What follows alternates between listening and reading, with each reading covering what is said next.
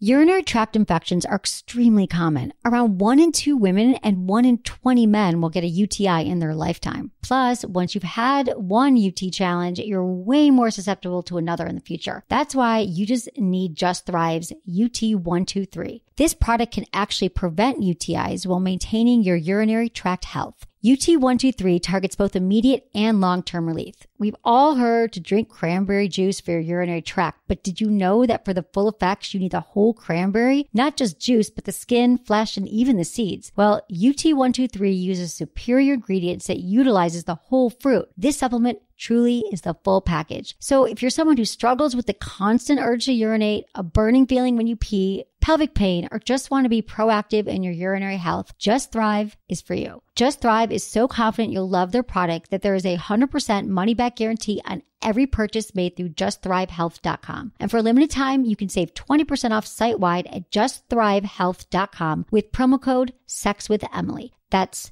justthrivehealth.com and use code SEXWithEmily for 20% off your order. You're going to love it. Listen, alcohol is just out in 2024. There is a rising trend of going alcohol-free or being sober curious, and alcohol, the truth is, it's just bad for you and can famously impair your sex life. So if you're looking for another way to unwind, relax, or just have fun, I cannot recommend Via's THC gummies enough. Via has gummies for every occasion. Whether it's to improve your sleep, I love their sleep gummies. I take them everywhere. Your mood or your focus. They even have an aphrodisiac gummy called High Love to boost my arousal levels. High Love has a unique blend of cannabinoids and aphrodisiac exotic herbs that are known for their libido enhancing effects. So I've been using Via for a while now, and I absolutely love them. They're a super trusted company. They use premium hemp, natural ingredients, and they're known for their premium indoor THCA flower. All their products are made here in the US. They got quick and discreet shipping to all 50 states, so you can all enjoy them, not to worry. And also super affordable. So head over to viahemp.com and use code Emily at checkout to save 15% off your order. That's VIAHEMP.com. Use code Emily at checkout for 15% off your order and let me know what you think. So you know I'm obsessed with candles, right? Have you ever heard of massage oil candles? Okay, so get this. I always light candles when I'm enjoying a glass of wine with friends, and recently they were over and I lit 3 candles for my new line called Emily and Tony. My skin felt really dry, so I went ahead and poured some of it on my hands and I gave myself a quick massage. My friends were stunned that I did this and immediately were obsessed. And here's why. See, these candles are really aromatherapy massage oils that when warmed like a candle, they melt into the most luxurious body oil that is super hydrating, leaves your skin feeling and smelling amazing, and it's perfect for massaging your partner or yourself. You can use it during foreplay, and you know me, I'm a firm believer in foreplay. They come in delicious flavors like creme de vanilla, cocoa, and fougere. Not just that, they look great in your home. So help us keep this podcast free. Check them out today at emilyandtony.com. And you're welcome. Look into his eyes. They're the eyes of a man obsessed by sex. Eyes that mock our sacred institutions. Bedroom eyes, they call them in a bygone day. Hey, Emily, you got a boyfriend? Because my man E here, he just got his heart broken. He thinks you're kind of cute. A girl's got to have her standards. Oh, my. Do women know about shrinkage? Isn't it common knowledge? What do you mean, like laundry? It shrinks? Can we not talk about sex so much? Are you kidding me? Oh, my God, it feels so good. Being bad feels pretty good. But you know, Emily's not the kind of girl you just play with.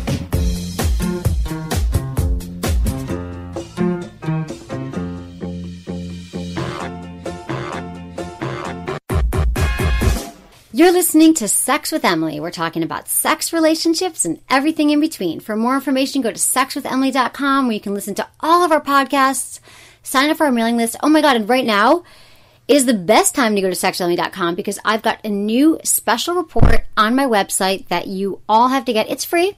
5 biggest mistakes women are making in bed and 5 biggest mistakes men are making in bed.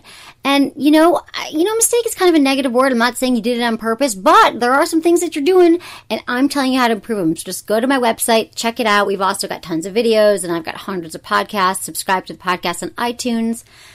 And also, as always, check me out on Facebook and Twitter, which is Sex with Emily, at Sex with Emily on Twitter and Facebook.com/Sex with Emily. I'm really excited for today's guest. It is Jason. He is a dating coach, but he's just not your everyday dating coach. He's got some game. He knows what he's talking about. He knows how to get the chicks. It's amazing the stories that he has. He blew my mind. I met him and I was like, holy moly, you've got to come on my show and share all this knowledge that you have with my listeners, because he teaches men how to be their best selves with women and how to get the women you want, and then how to sleep with them, which is what I know y'all want anyway, right? That's why you're listening to Sex with Emily. But we're going to give you some good dating tips and some tips once you get the chick, what to do with her. It's going to be a fun show. Hi, Jason. Hi. Hi. So glad to have you on the Sex with Emily show today. I'm glad to be here in the studio with you as well. It is amazing. Okay, so tell me, how'd you get into this, Diz? That is a very good question. So I was born out of my mother's womb with game. I just came out and knew what to say. So I was like, I need to share this gift with the world. That's entirely false. Actually, it's the exact opposite. What happened here? I was actually a virgin until I was 20 years old. Wow. Which is fairly late. Like for most people, it's not like incredibly late. I'm not like Steve Carell in that movie, right? But all my friends lost their virginity when they were teenagers, and I was a basketball player. All I did was play basketball every single day. I ended up playing college basketball. I was literally a college athlete who wasn't getting laid. I didn't even know that exists. Right, shocking concept, so that's right? why you become a college athlete, just so you can get laid. Right, for the girls. Right. I was weird. I actually became a college athlete because I liked the sport. It's totally backwards, right? Yeah. But the reason was because I was so obsessed with basketball that freshman, sophomore year of college, and my friends are going to college parties and meeting girls and... Can I swear on the show, by the way? Yeah, absolutely. Okay. They're going to parties. I just said the F-bomb a lot. And they're going to, like, fucking girls, and everyone's having fun and shit. I'm in the gym Friday night shooting hoops. Like, that was what I did. I didn't mingle with girls because I was so focused. So, while that made me a really good basketball player, it did nothing for my more important game, which was, of course, talking with women. So, when I became really burned out in basketball at the age of 20 and I stopped playing, I was like, I'm, like, 20 years old. I probably have some urges here I should probably, like, figure out. So, I first started going to parties with friends and stuff. And I'll never forget the first college party I ever went to. We walk in and it's like this big frat house, right? And there's drunk guys and drunk girls, everyone's partying, right? College is like the best parties ever. Right. So I walk in for my buddies and immediately they like dart over to this group of like 8 girls who they like knew or whatever. And they're like picking the girls up and the girls are like laughing and everyone's like kissing and dancing and flirting. And I'm sitting there like, and I walk in and I'm like, how are you doing that? Like, what are you saying to them? It was like foreign. It was like watching. It was literally, because when they went over there, right, I didn't just stand away from them. Like, after 20 seconds, I was like, I should probably go talk to these people, too. And I walk over, and it's like, the girl would talk to them. She'd be giggling, laughing, flirting, attracted. And then she'd talk to me, and it'd be awkward and boring.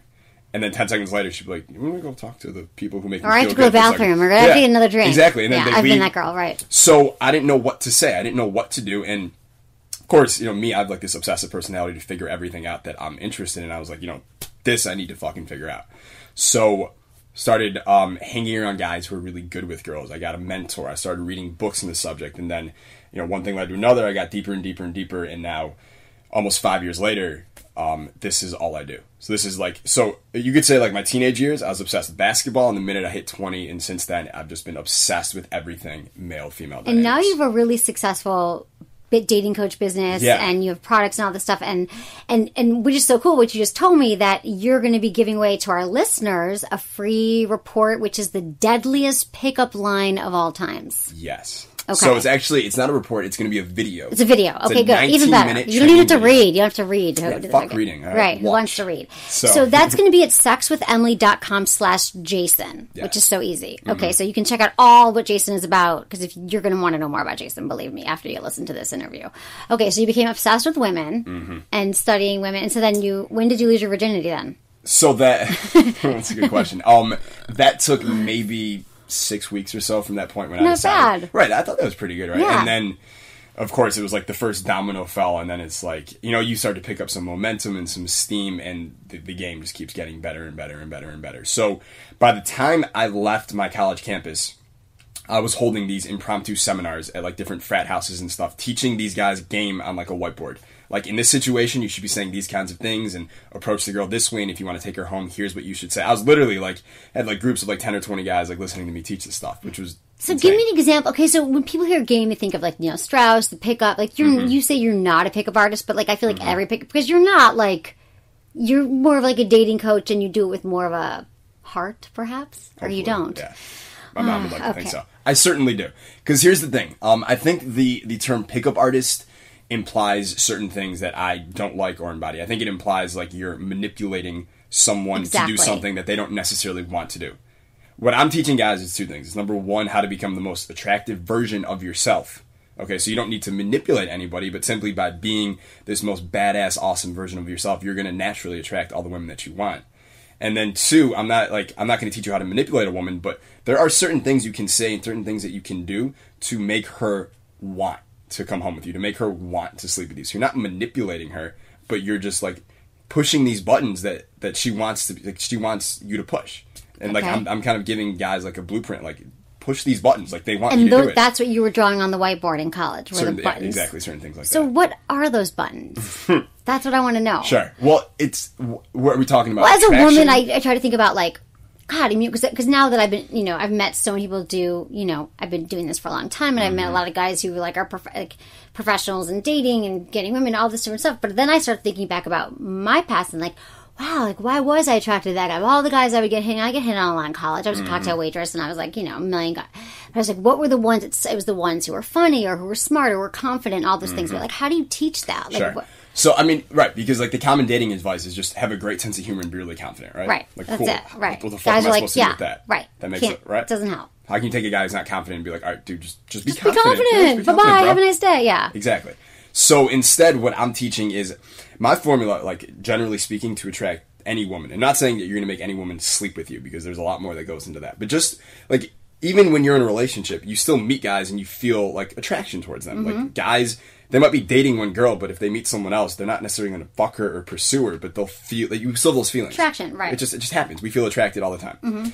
And the combination for guys, it's not necessarily looks, it's not money, it's this combination of, I call it being fun and challenging at the same time. And if a guy can be fun or playful, have that sense of humor, right? But he can also be challenging to her at the same time, that's going to create this, like, this opening in her that's going to feel like I'm intrigued by this guy. Does that make sense? We want to feel something different. We're like, course. Another guy's hitting on me. I know he's doing that, but if you like elicit some kind of emotion in me, that's like, and we all want to be challenged, and we all want to win, or whatever it is. So we're like, oh, he's doing something.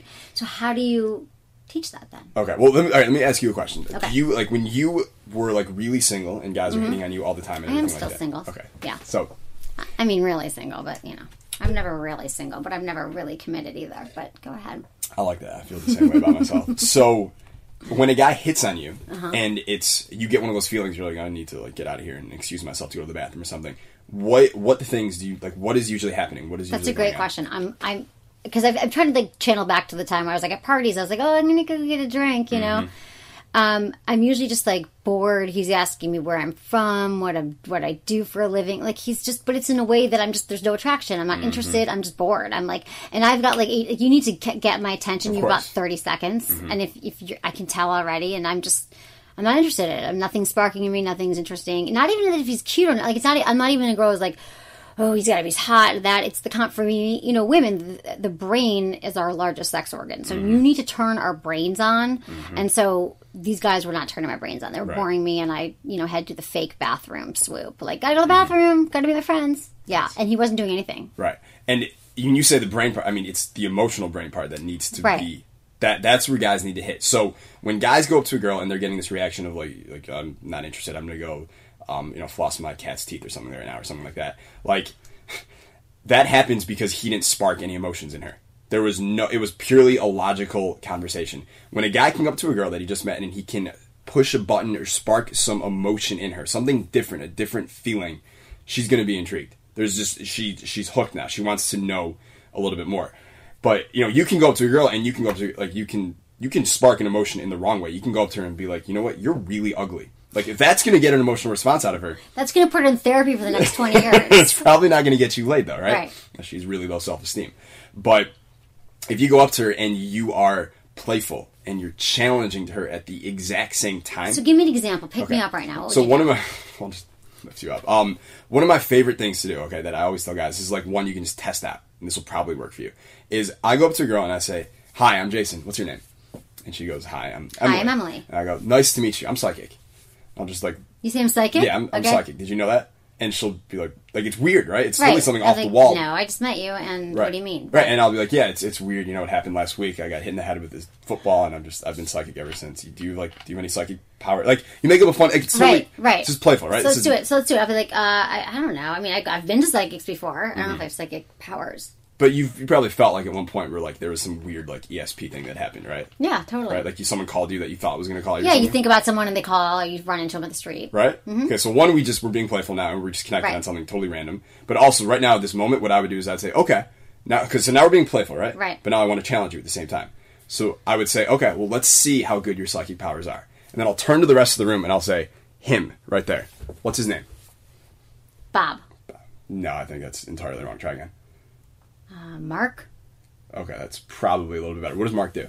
And now we go back and forth. We make up a story about him. Right. It'd be and fun. it's our fun conversation. Exactly. He hasn't gotten laid ever, 3 months.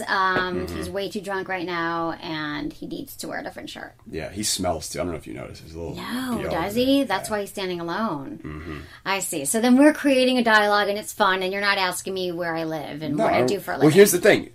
Like, please don't ask me that off the bat. Like, guys, like, Well, here's the thing. Why would a high value, like naturally attractive dude be interested in those personal questions about someone he just met?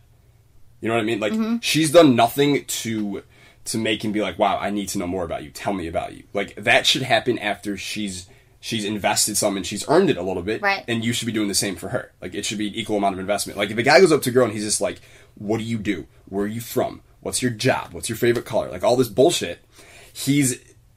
Why would he be so interested in someone that he just met? Like, does that make sense? Yeah, because I'm just thinking you want to sleep with me, and that's why you're talking to me. Exactly. You've done nothing to prove to him that you're something more than just a pretty face. Right. And he clearly doesn't. Like, you could be basically saying you could be anybody. I'm just trying to make 15 minutes of conversation so I can say, give me your phone number. Which is total bullshit. Right. Instead, what the guy should be coming up to the girl with is his mindset of, I'm going to play with her, we're going to have fun, we're going to flirt, and then I'm going to find out if she can hang with me or not. If she does, if she can hang with me and we can actually vibe on some level, then I might be more intrigued and interested and inclined to learn a little more. But until then, I'm not like, I don't give a shit about that. I just want to have fun. And she just wants to have fun. You know, and then what's going to happen is you go up and you're playful with her and you're challenging with her. She's going to start to feel those emotions. She's going to start to get attracted to you, and she's going to want to know those things about you also. And now you guys can actually have like a real dialogue. So you start with something that's kind of playful and conversational, but guys have a hard time with this. Like, you can tell them this, but they're nervous. They see a woman, they get shut down. Oh, she's hot. I want to talk to her. And it's like, you know, I guess we always say like being observational, notice something that she's doing and make a joke about it. Some people just aren't naturally. Right. Well, so the reason, I mean, this is like a long-term process, but the reason guys are so tight and they're like, well, she's really hot, like I can't do that with her. Right. Is because everyone is so fucking outcome dependent nowadays. Everyone is so obsessed and attached to getting this one outcome. And the problem is with most guys, when they see a really hot girl, the outcome that they're so attached to isn't fucking her, which is totally screwy. The outcome that they're so attached to is not getting rejected by her. Right. Which is even worse. Because they're going to get rejected. If you're thinking, I don't want to get rejected by her, what's going to happen? You're going to get rejected. Of course. Right. You're going Be to manifest whatever you're thinking. Exactly. Right. So first of all, instead of thinking, I don't want to get rejected by her, you're going to think about an outcome. It should be, you know, really when I go up to a girl, the only outcome I have in my mind is I'm going to have fun. Right, let's have fun. I'm going to entertain have a great myself. night. Right, Yeah. exactly. I'm going to entertain myself, and by me doing that, I'm going to create this fun, playful energy around me that she's going to feel attracted towards because she's going to want a part of that.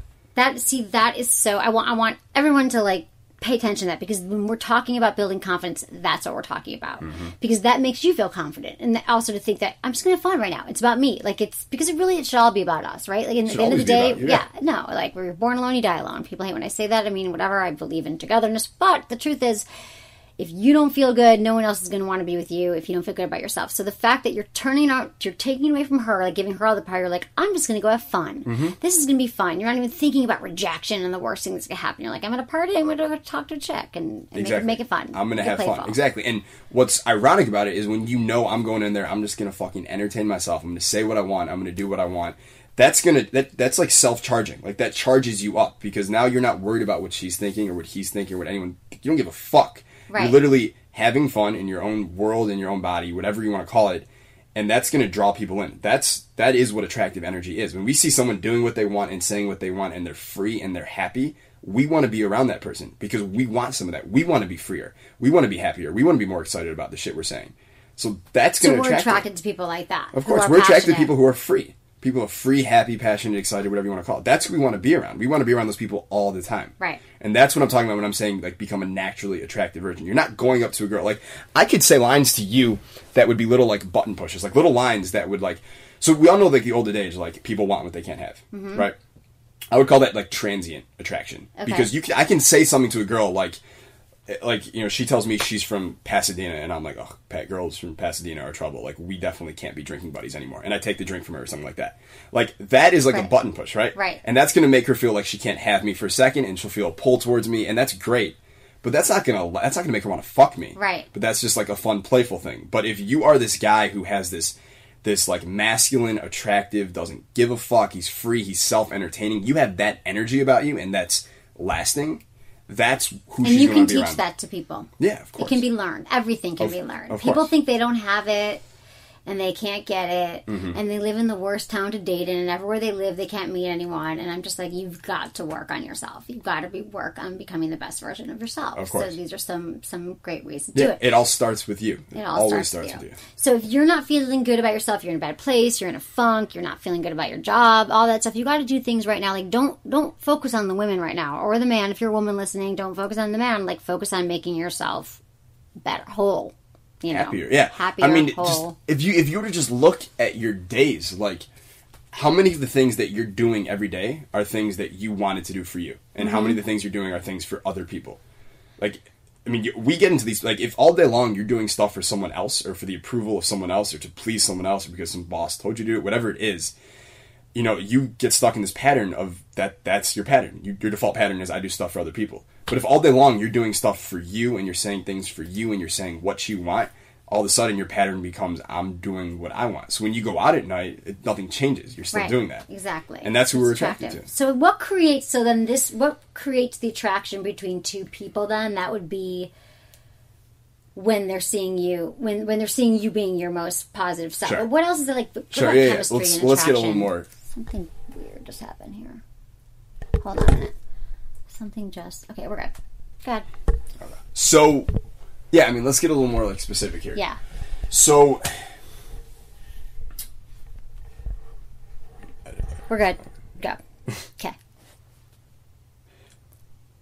Yeah. What was your question? What creates attraction between two people? Sure. So, there's... What is it about? People are like, what is it? The big part of attraction is we are usually attracted to people who we feel are of higher status than we are.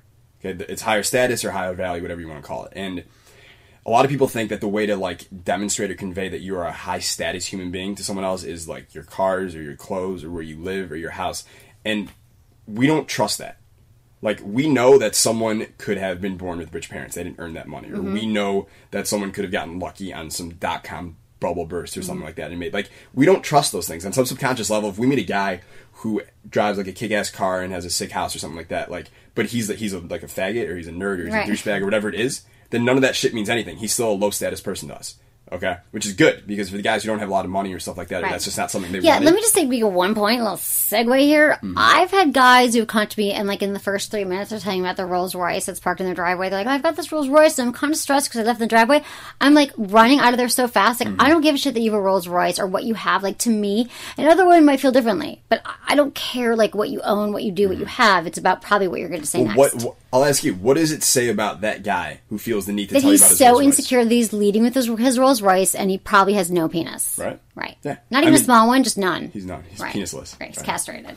No, but guys who have to lead with, like, what they do and, like, how much money they have in their cars, you know that they're not a confident man. Because he's like, I have to tell you all these outside things about myself. They're communicating. Defining himself. They're communicating that they don't see goods. themselves Exactly. as high status. They're communicating they see themselves as low status there. They're literally telling you, they're going, hi, Emily, I'm low status. Do you like me now? Right. What they're saying. So, one, they're doing that wrong. And two, they're selling you.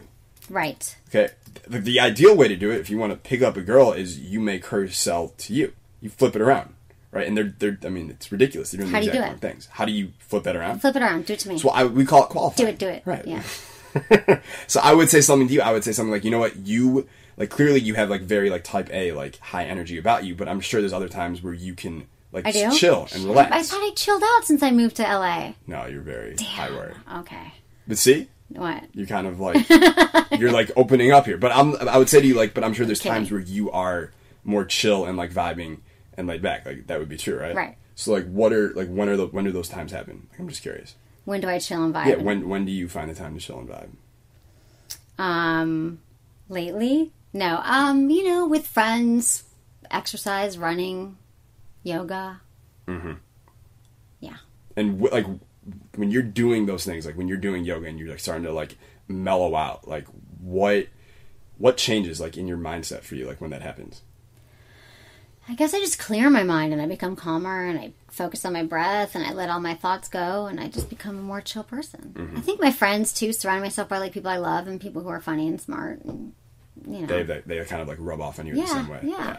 I know like I love it during yoga, like that moment at the end, like I think it's called Shavasana. Shavasana, yeah. Where you just disappear into your mat. Like that to me is one of my favorite feelings. Mine too. World, right? Mine too. Okay. Yeah. So do you see what just happened here? Yeah. So I opened you up, right? Because I'll explain exactly what I did. But I kind of opened you up because I'm present to the moment. I was able to do that. And then I kind of went deeper into something that you really enjoy and had you explain it to me, what it feels like. Right. And all those feelings. things. You asked me about what it feels like, right? Of course. That's key. Of course. But what that's doing is you're investing something personal into the interaction. Right? Mm-hmm. Did you feel that way? Yeah, absolutely. Yeah. So you could call that you selling yourself, but it means... No, but I even felt at this moment, even though we're doing this interview and we're practicing, like I did feel more connected to you. Like right. I felt like, oh, wow, okay. Well, we did just connect in the Shavasana thing. I didn't know that. Yeah. I feel so connected. Okay. But that was you investing into the interaction. And that's how you flip it around. So it's not you saying I have a fucking Rolls Royce. It's, no, you're the one talking, I'm listening, and I'm leading the conversation in the way that I want it to go, which this is a big key. It was just kind of a segue, and we'll get to the honest signals thing in a second. But we talk about it that guys usually ask, there's like two types of questions that people ask, okay? There's data questions and there's process questions. Data and process? Okay. Data versus process. When a guy asks a data question, it's what do you do? How old are you? Where do you live? The answers are pure data, right? They're not open-ended questions. They don't lead anywhere, and there's no emotional investment involved with them. Mm-hmm. But a process question is me asking you what the process is like. So when you say you do yoga, I say, what is it like for you when you enter in Shavasana and you just totally just like relax and dissolve into the moment? What is that like for you? We're talking about the process of what it's like. Right. Exactly. What's your favorite part about it? What do you enjoy most about it? When did you first discover that this was something that was really important to you? Like, we're talking about the process as opposed to data. Data is like a dead end. I'm from Michigan. I live here. I do that. Right. And now we have nothing to talk Nowhere about. Nowhere to go. Right. But now I'm asking process questions. You're telling me what it feels like to dissolve into the mat or whatever. And then I can now that you've invested, I can relate back, and now we can connect, because you told me about this emotion where it feels like you're dissolving, and I go, like, that's my favorite part of yoga too, is when I'm sitting there and I describe my feelings to you, and now that's how an emotional connection is made.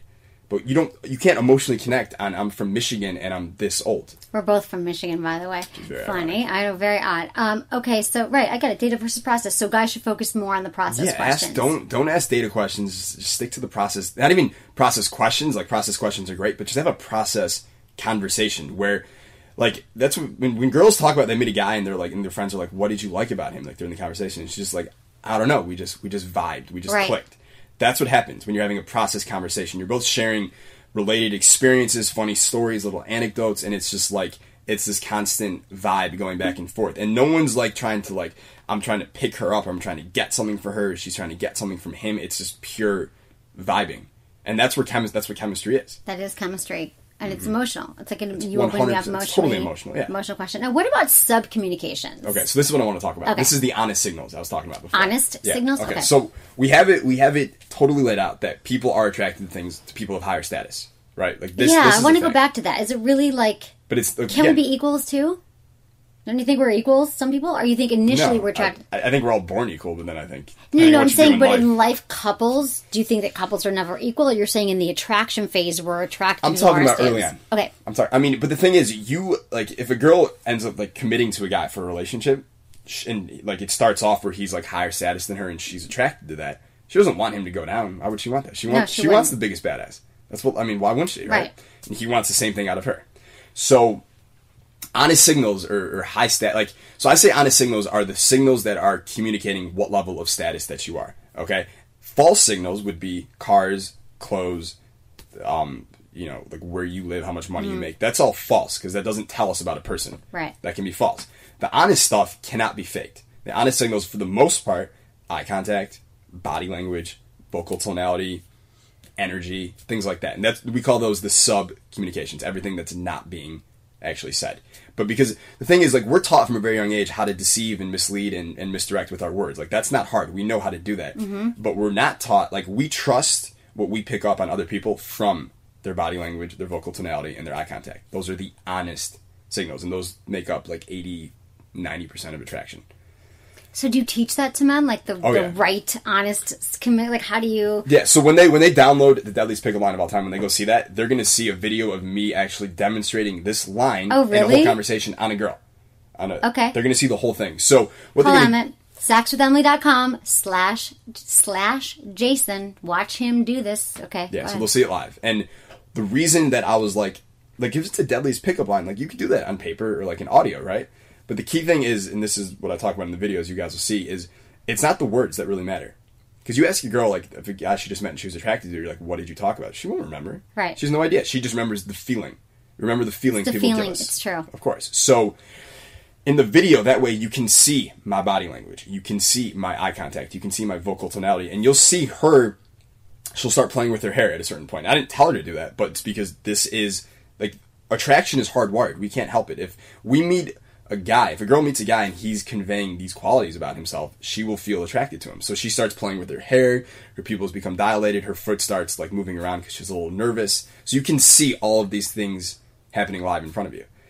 And it's all about, I mean, the line is almost meaningless. Like, I mind fuck for like a professional. That's what I always say. Is like, I'm a professional mind fucker. Like, I teach people how to mind fuck because it's fun for me. And I like the words, and it's not manipulation, but it's like, it's leading people to do things that they wanted to do, but didn't necessarily feel like they had permission to do. Like a one night stand or something. Like, if a girl, like, here's the thing. Like, if a girl goes out with the intention of like I'm a girl who doesn't have one night stands, but there's this huge part of her inside that's like, God, it would be so much fun to meet a dangerous guy and just do it one time. You're that guy? I can, I'll tell you what to say to open her up so that part of her comes to the surface and is like, fuck it, I want to be free, I want to go do this. But you're not going to make her do it, you're just going to bring that to the surface, and then she gets to decide. What do you do if you want, like, tell me. Okay. I want to know. Okay, so, I bet, I can almost guarantee that this has happened to you in your past. Like, the guy didn't know he was doing it, but it still happened, right? So if there's a girl who's like, you know, I'm so stuck in my head and like what my friends think about me if I had a one night stand with a guy I just met, that's how most girls are, like for the most part. They're worried about being judged. What if the guy doesn't call? What if their friends judge? Right? He talks about her. They only had a one night stand. Right? Exactly. So I could say something to her like, you know what? Like I can tell that you're like a very like rational person and you make a lot of like smart decisions and that's good. But there's also like the side to you that just like is spontaneous and adventurous and independent and kind of like does what she wants, right? Right. And you'll say, like I know that's of course. Yeah, and I'll be like, you know what? I like in my life, just personally, like I like to have all my friends. I call it ASI. Like that's like the most important quality that someone who I'm going to spend time with can have, and it's being adventurous, spontaneous, independent.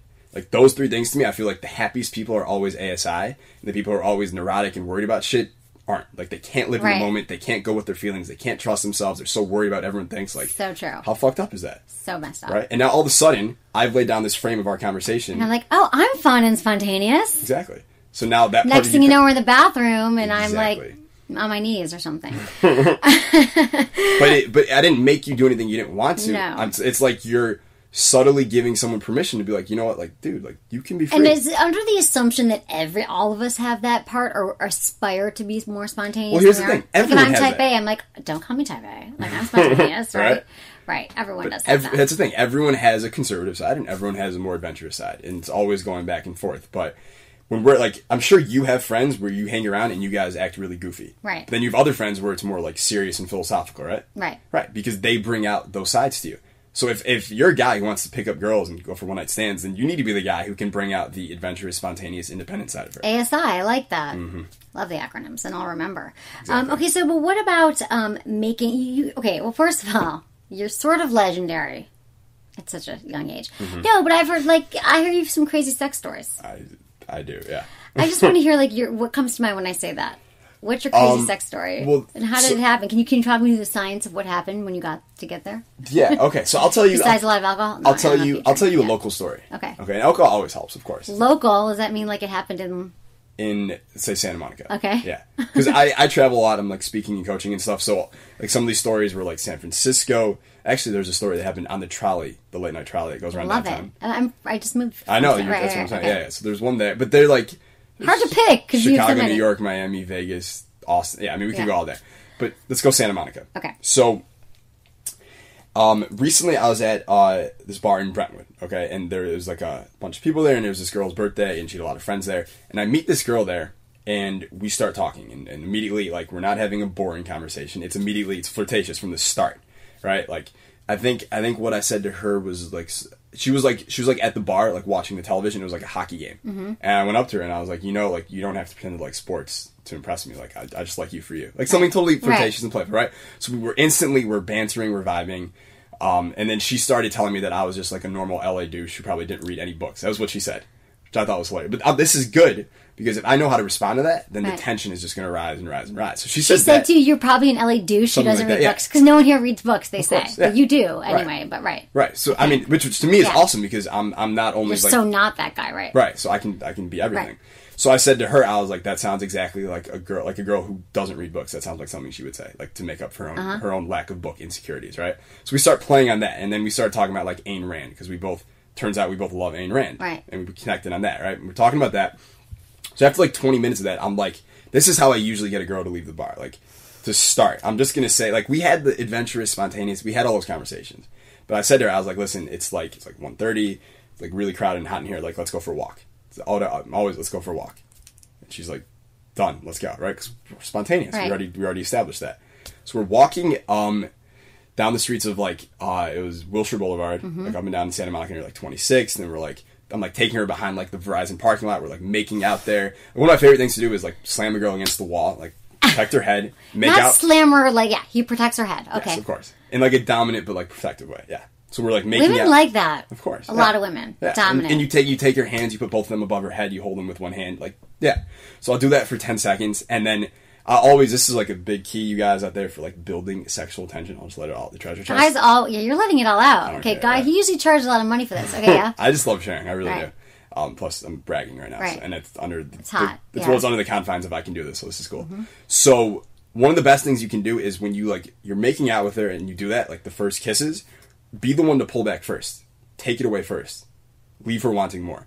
So I'll push her against the wall and hands above the head, we're making out, and then after 10 seconds I'll just slowly pull away and start walking away. I won't even turn around to look at her. And then she's like, what did you just do? What are you doing? Right. She starts chasing after me. Right? And she grabs up, she's like, what did you just do? And I'm just like, come on, let's go. Keep going. Right. Totally ignore it. And now she's like, oh, is he right? You're keeping her on her toes. Totally unpredictable. She has no idea what I'm going to do next. Right. Which you're is where you want her. fun guy. Right. Exactly. Right. So we're walking down the street, and I'm thinking to myself, so this is recently when I lived in Santa Monica. So I was like, how can I get her home? Okay, one of the most important things you have to remember is when you are taking a girl home, it's almost always better if you can have a reason why you're going there besides we're there to have sex. Right. The first time, at least. Because that way she can rationalize I gotta feed my dog, or whatever. Yeah, whatever. Right. Like, this video I have to show you, or we're hungry, let's make fruit smoothies, whatever it is. So... Smoothies. Yeah, but I wanted to push it. That works for me every time. Right? Who doesn't want a fruit smoothie at 2 in the morning? Everyone does, yeah. It's healthy, right? It's like a very easy sell. But this is not a normal sex story. This is a crazy sex story. Okay, right. So I like to push boundaries. I like to take chances and stuff. So I said to her, it was like 2 in the morning. I'm like, have you ever? You know what I said? I said, are you a spontaneous person? That was like the first thing. All right, would you like consider yourself a spontaneous person? Of course, she goes, yeah. I'm like, all right, let's go to the beach then. Boom, grab her by the hand, tail on a cab. Went straight to like the Santa Monica beach. Okay, so she's already like she's spontaneous. This is what she's doing. She's committed. So immediately we go to the beach. It was really funny because we were walking like over that bridge down to the beach in Santa Monica, and we're like walking, like we're on the sand, and she like stops me like 100 feet from the water, and she's like, "Wait, I need to know right now." She's like, "Are you like just having fun, or are you like looking for something more?" Right. Which is she was thinking about. Like this was basically her saying, "If we have sex right now, what should I expect?" Right. Okay. And this is something I teach all guys. Okay. Yeah. Oh, what? Never fucking lie to a woman, ever. Just be like. Here's the thing. Guys think if they lie, like, and they tell her what she wants to hear, that's going to somehow be better. One, it will always fuck you in the ass if you do that at some point. She knows. She knows in some level when you're telling the truth. Like she'll always know. Right. And they love it when you're just blatantly honest. Like, it's so rare and refreshing nowadays that it's actually an attractive quality. Exactly. So just be blatantly honest. So what'd you say? So I said, no, I'm just having fun. Like, I make no guarantees about what's going to happen after, but I know right now I'm, like, really enjoying this moment with you, and I want to keep building this adventure with you. And she was like, okay, cool. Great, that's all she needed to know. Yeah. Okay. She knows where to put me in her emotional compartment, whatever it is, which is fine. So we get towards the water. I just start taking all my clothes off. She joins. We get naked. We go in the water. It's 3 a.m. now. It's freezing too, right? Or no? Yeah. Okay. I mean, all I think is how cold. Well, the water was cold. Well, that was my thing. Is I'll just be totally honest. I was like, how am I gonna get a boner in like freezing cold water? Yeah, that's the first thing I thought. Okay. No, it was fine. Okay, good. It worked out really well. Okay. I think the whole experience was just really hot, so it made no problem. But we went in the water. We did things. And then at like 4, we get out and we're like walking. So here's the part: we're walking out of the ocean now. We've already like been asleep. We're fucking. Like, right. So on the same. Okay, I'm just trying to understand. Like, did you have a blanket? No, we were in the water. You had sex in the water. Yeah. In the ocean. Like in like the shallow parts. The water was like up to our waist. Let's say. With the sand and everything, though. No protection. This isn't good. Everyone use protection. That was bad. That was bad. I thought the salt in the water would help. Okay. It doesn't. People, protection. Go ahead. Carry it in your pocket. 99% of the time, I always make sure. This is the first time he's ever not used protection. Ever. So. Safe sex. Safe sex with Emily. Yeah. I actually do agree with that. Yeah. So we're walking out of the water and like our feet are now wet and we're covered in sand and like throw our clothes on each other. Like we're still kind of wet and my apartment's 4 blocks away. So I'm like, all right, let's go shower. Go straight to my place. We go in the shower. Now we're like washing each other off. We spent the whole night fucking, and then it was an amazing night, right? And a huge part of that whole thing was there's 2 things. Okay, I always say like if you're gonna have a one night stand with a girl, one, you need to always be leading. Okay, she will not take initiative for her to have a one night stand. Like unless she's like I need to have sex tonight, she's not gonna do that. You need to be the one leading. You need to be the one saying all right, let's go for a walk. How spontaneous are you? Let's go to the beach. Let's go take a shower. Right. Like you need to be leading her on this fun, exciting, unpredictable adventure. And then, I mean, that's really the big thing. The number 2 is giving her permission. Did you ever see her again? Yeah. Yeah. Do you date her? Like, not seriously. She's in your rotation.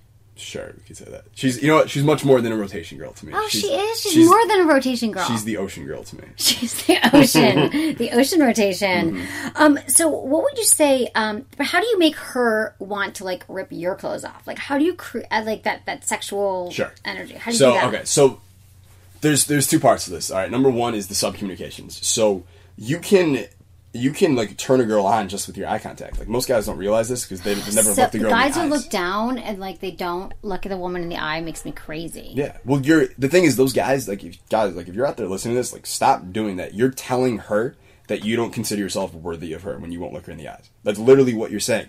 So if you don't consider yourself worthy of her, how the fuck is she going to think that she should be attracted to you? Mm-hmm. If you don't think that you're worthy, why would she think so? And this is something, the eye contact is something, you have to like practice it. Now, I mean, I do it with everyone now, I've had to learn it, and when I don't do eye contact, even if it's a business meeting, I notice when I'm not, because I'm so self-aware that eye contact is so important with every kind of communication. Do you ever notice what situations where like it comes up more?